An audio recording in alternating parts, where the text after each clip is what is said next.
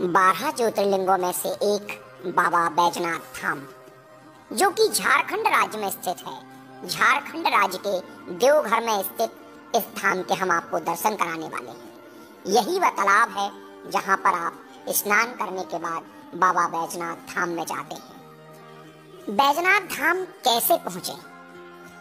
सबसे पहले आपको पहुंचना होगा जसडीह रेलवे स्टेशन, क्योंकि बाबा बैजनाथ धाम जो है वह है देवघर में, और देवघर का सबसे नजदीकी रेलवे स्टेशन है जसडीह। जसडीह रेलवे स्टेशन से देवघर है मात्र 8 किलोमीटर। जसडीह रेलवे स्टेशन से देवघर का 15 रुपए ऑटो में किराया लगता है। आप ऑटो के द्वारा देवघर पहुंच सकते हैं। सुल्तानगंज से लोग जल लेकर आते हैं और बाबा पर चढ़ाते हैं। सुल्तानगंज देवघर से 100 किलोमीटर दूर है, लेकिन सुल्तानगंज सड़क मार्ग द्वारा देवघर से जुड़ा हुआ है। अगर आप रेल लाइन से आना चाहते हैं तो सबसे पहले आपको जसडीह आना होगा, और जसडीह से आप 8 किलोमीटर दूर देवघर ऑटो द्वारा पहुंच जाते हैं। जसडीह में बहुत से भोजनालय हैं जहां आपको शुद्ध शाकाहारी और सस्ता भोजन मिलता है। यहाँ पर रुकने के लिए भी बहुत सारी धर्मशालाएं हैं, बहुत सारे होटल हैं जो बहुत ही सस्ते रेट पर उपलब्ध हैं। इस समय आप हैं बाबा बैजनाथ धाम में। अंदर के दृश्य में आपको दिखा रहा हूँ। बाबा बैजनाथ धाम को रावणेश्वर धाम भी कहते हैं। भगवान शंकर के मंदिर के सामने ही, इस ज्योतिर्लिंग के सामने ही है माता पार्वती का मंदिर, और ये दोनों ही मंदिर एक लाल धागे के द्वारा गठबंधन किए होते हैं, और लोग इन दोनों मंदिरों का गठबंधन भी कराते हैं।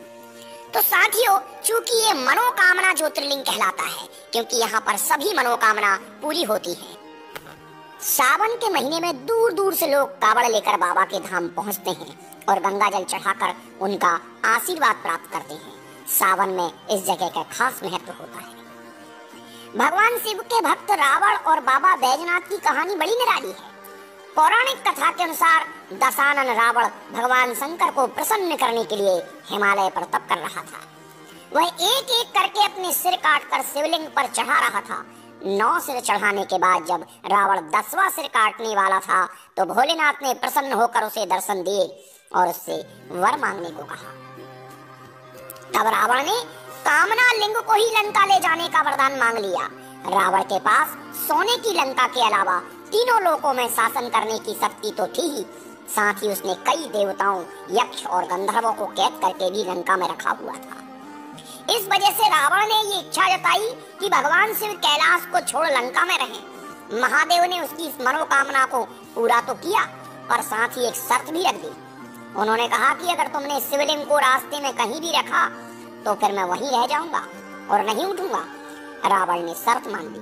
आपको बैजनाथ धाम में बहुत से मंदिर दिखाई देते हैं, लेकिन आप जब सामने इसमें एक बोर्ड लगा देखेंगे जिस पे लिखा है रावणेश्वर धाम, और सामने आप देख पा रहे हैं किस तरीके से ये व्यक्ति ऊपर मंदिर के शिखर पर चढ़ रहे हैं, और दोनों मंदिरों का गठबंधन कराया जाता है। एक लाल धागे के द्वारा माता पार्वती और भगवान शंकर दोनों के मंदिरों का गठबंधन होता है। साथियों, आप अभी देख पा रहे हैं बाबा बैजनाथ धाम के अंदर के प्रांगण का दृश्य। अपार भक्तों की भीड़